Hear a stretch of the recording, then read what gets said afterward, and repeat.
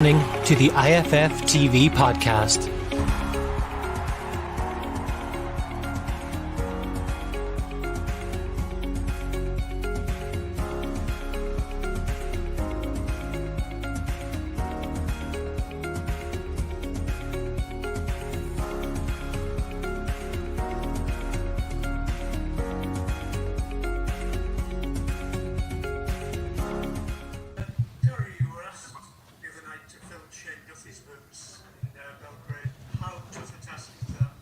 Yeah, I mean it's tough.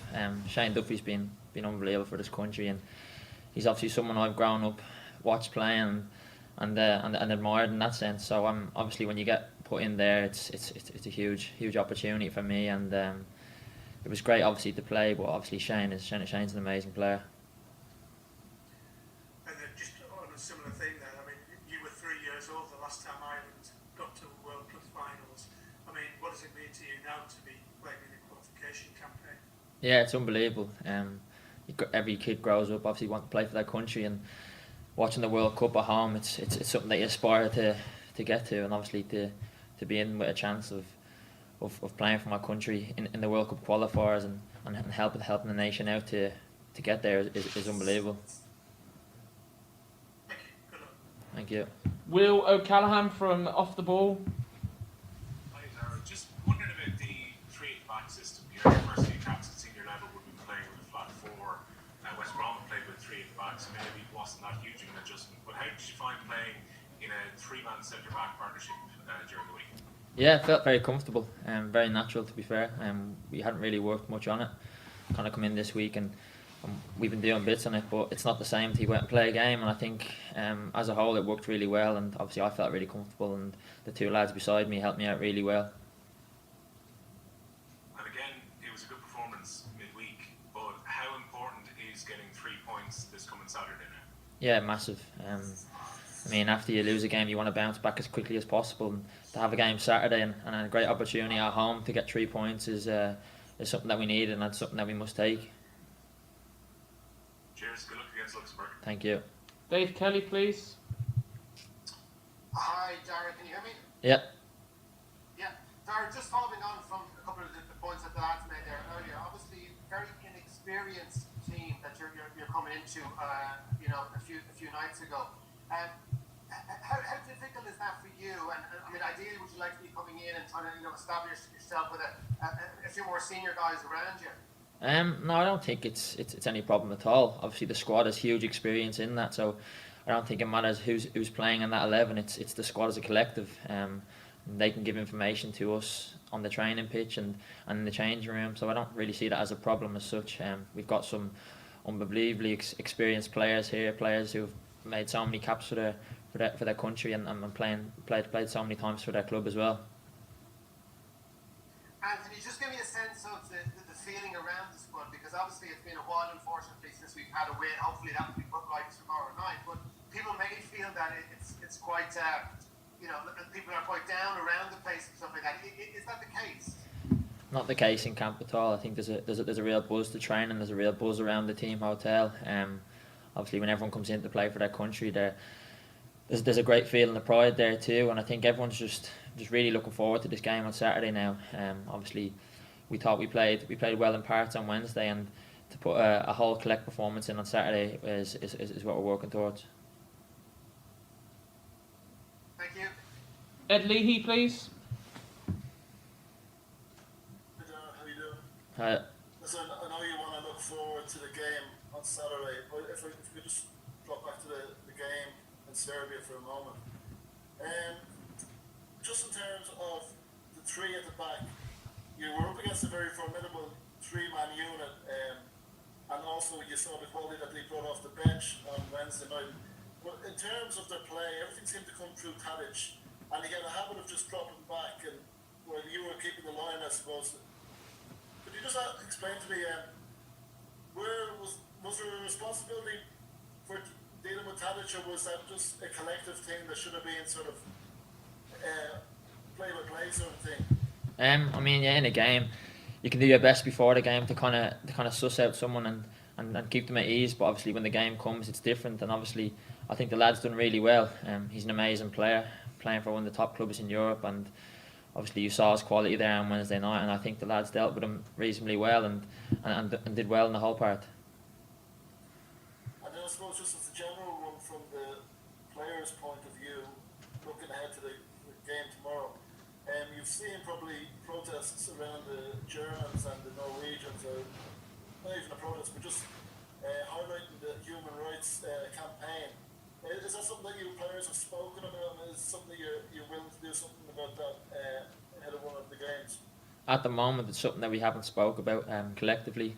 Obviously, we've got a big game Saturday, so our kind of focus is on that, but it possibly is something that we would willingly be able to speak together about. Best of luck. Thanks a lot. Thank you. And to end then we'll have Gary Connaughton and Gavin, please.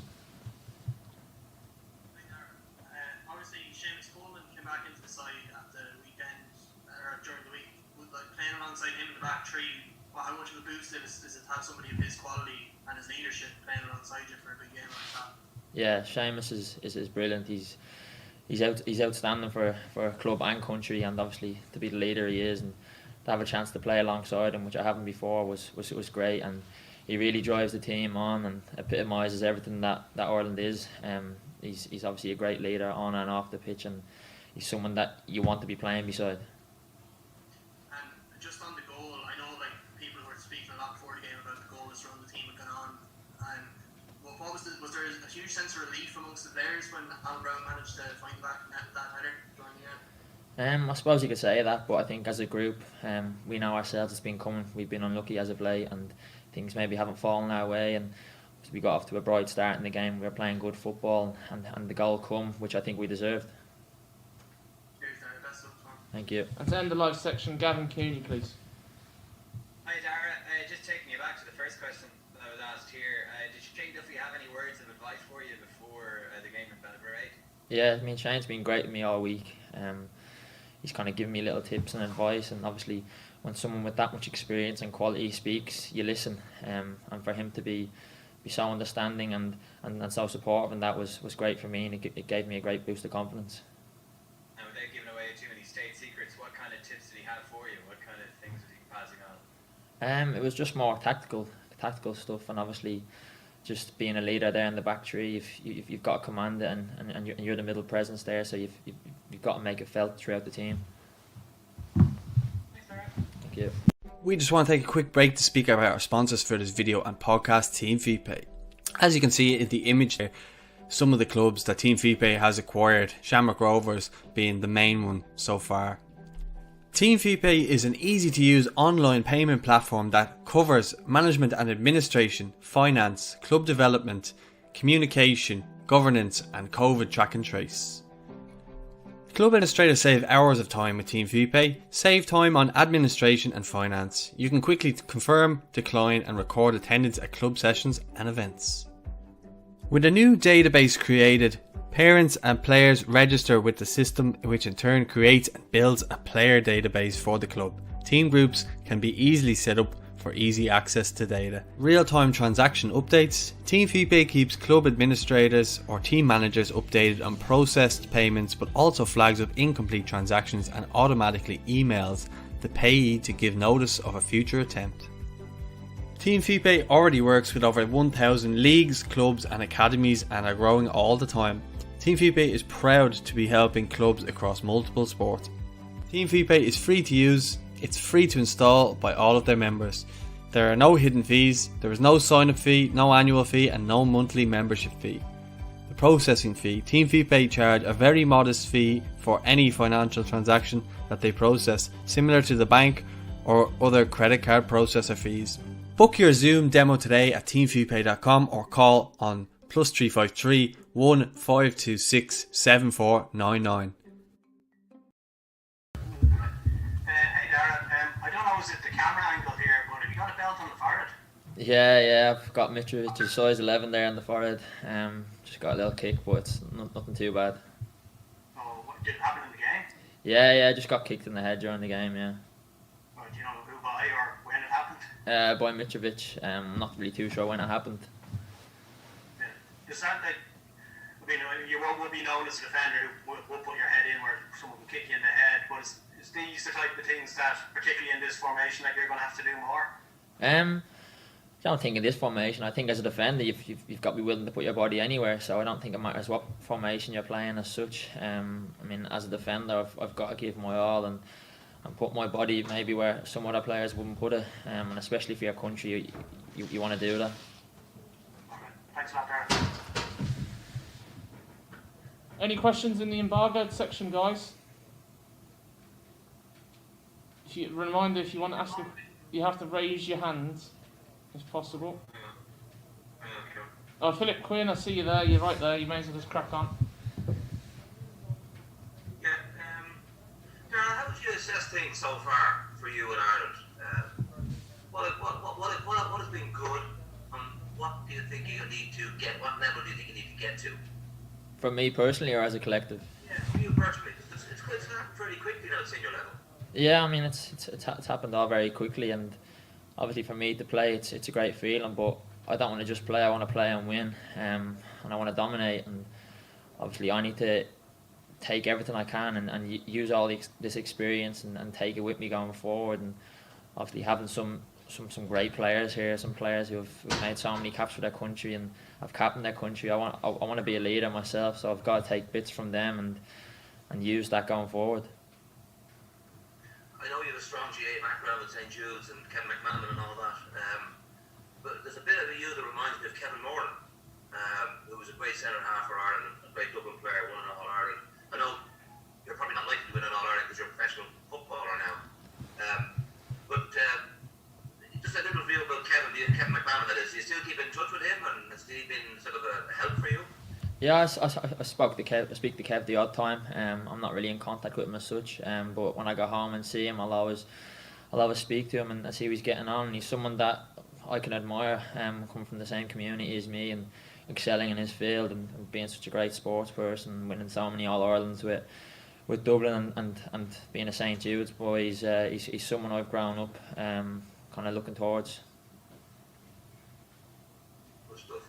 And just finally from me, sorry, others come in, but do you see this as a must-win game now tomorrow night? You know, we've seen splashes of Irish good play against Slovakia and against Serbia, but we haven't got the result. And is it about the result tomorrow, irrespective of how we get those 3 points? Yeah, I mean the results. The only thing that matters. We're in World Cup qualifiers. We've got to win games. You don't qualify by not winning games. It's as simple as that. And obviously tomorrow comes at a good point. Quickly after Wednesday, so it's a great time to put things right and get 3 points on the board. Thanks, Dara. Gerard Brown. Hi there, Gerard Brown here from Irish Football Fan TV. Just there was a lot of talk the other night about Stephen going with the youth and not the younger players. Just even for yourself being one of them, how nice was it to be playing alongside Aaron, Jason, Mark, players you would have played with on the train one level and all the ranks on the way up? Yeah, it was amazing. We were kind of speaking before the game and looking back to when we were playing 17s and 19s and then thinking like, would we have seen ourselves here back then? And obviously it's a great boost when you look up and look behind you and you see some of the players you've grown up playing football with and some of your best mates.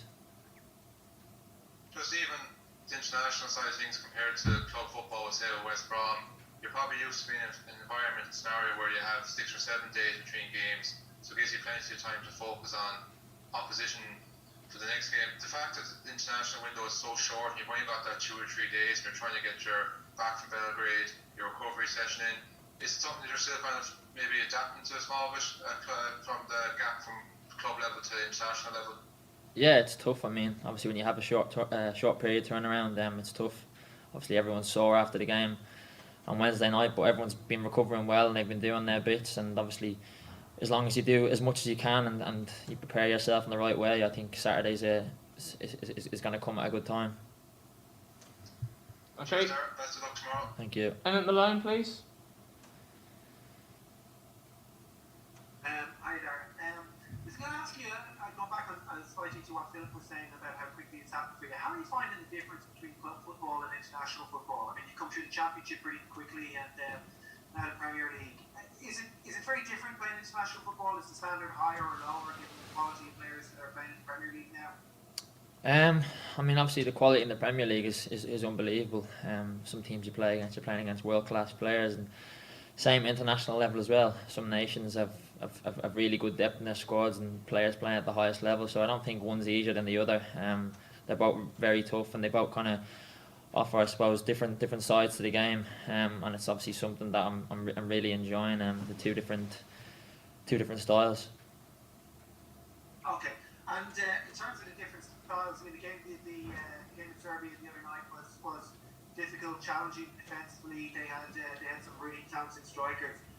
What's the talk been about the kind of about Luxembourg? Is Greece this time very different because of perhaps the kind of greater opportunities there'll be for the Irish team to get forward from defence? Obviously Luxembourg they've picked up recently, and they've had some good performances and good results, and they're still a threat up top, and we've been kind of identifying that and looking at them, and we know ourselves as a defensive unit we can't switch off, and obviously it's up to the lads up front as well to do their bit too. So it's all collective. But Luxembourg definitely aren't gonna roll over for us, and they're still it's a huge task at hand as well. Okay, great stuff. Thanks very much, Dara. Thank you. And we'll end with Aidan Fitzmaurice. Hi, Dara. Just ask you about the bedding in process. A lot of players in your position, you get a summer tour of USA or a couple of friendlies to bed in. You've really been thrown in at the deep end. A lot of competitive games, triple headers. Just talk about how difficult it is to adapt to that and to learn really like an international football. Yeah, I mean, it's obviously great to get the opportunity to play in these games. These are the games you want to play in, competitive games for your country, where there's something on the line and at stake, and it's kind of sink or swim. I think you've got when you get thrown in, you've got to take your opportunity, and I think football in itself is all about taking opportunities and not looking too far ahead and just taking each game as it comes. And for yourself, looking back in the game here, do you look back? I know you have team talks and everything else. Do you look at the game back and think, well, should have got closer to him, or should have done more? Do you self-critical? Do you look at your own game and try and put that in place for the next game? Yeah, definitely. I think after every game, I look at myself personally before I look at the team and ask myself questions. And obviously, there's always room for improvement. You never have the best game. There's always going to be one or two things where in your head you think you might have done better or you could have done better in other positions. But for me at the moment, with that, it's me trying to learn from that and go on and obviously put things right the next time. And just the last one, what do you feel you've learned? How much better are you now when you've made, obviously get exposure with the other age teams, but how much better player are you now than when you made your debut? Yeah, I think I've just grown as a person as well. Obviously maturing a lot and getting more confidence as I've gone on. I think football's a huge thing to do with mentality, and if your head's right and you're in the right frame of mind, you play your best football. So preparing myself for the games, I've been better at that, and obviously going into games with confidence, it gives you a great chance.